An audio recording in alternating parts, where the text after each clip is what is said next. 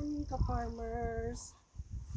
Tayo mamimitas ng ating gulay sa ating tanim na kamatis. Tayo mag-harvest ng konting hinog lang ating mga kamatis. Po. Pipitasin natin yung mga hinog para mapakinabangan. Yung iba pa naman hindi pa naman. Ano pa lang yung iba.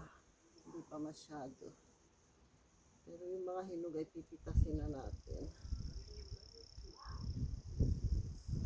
Para mamaya makita nyo ang matamis po to, kamatis na to. Para siyang prutas ang lasa. Hindi ko muna pipitasin yung mga manibalang.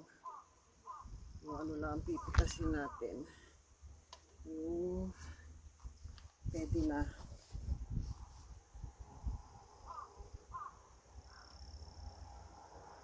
Talagang mini tomato siya as in na mini tomato. Ano po siya.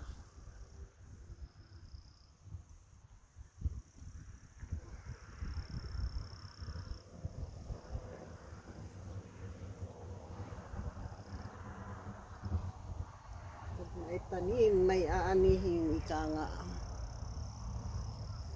Kahit na pag ganito lang ang ating halaman, ay malaking tulong na rin po to. Dahil ako'y nabili niyan sa mahalang mini tomato.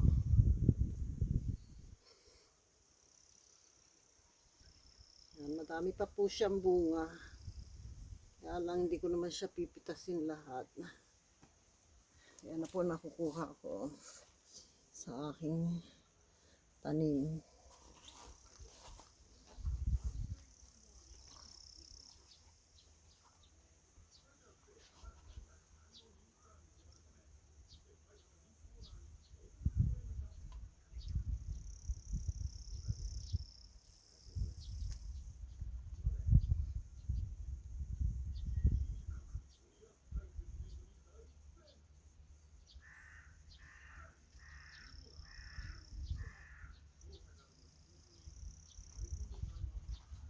Dami po akong din eh.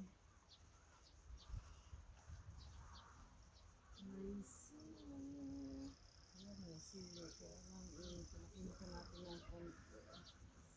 Hindi po mahal yung sili na yan. Ito lang ang iluluto ko ngayon. Ito po ang pinitas ko. Luluto ko siya ngayon. Yan. Ito na yung talong ko. Pinitas ko yung isang talong. Saka yung aking mini tomato. Yan po siya. Tsaka yung aking beans. Pwede na po siya.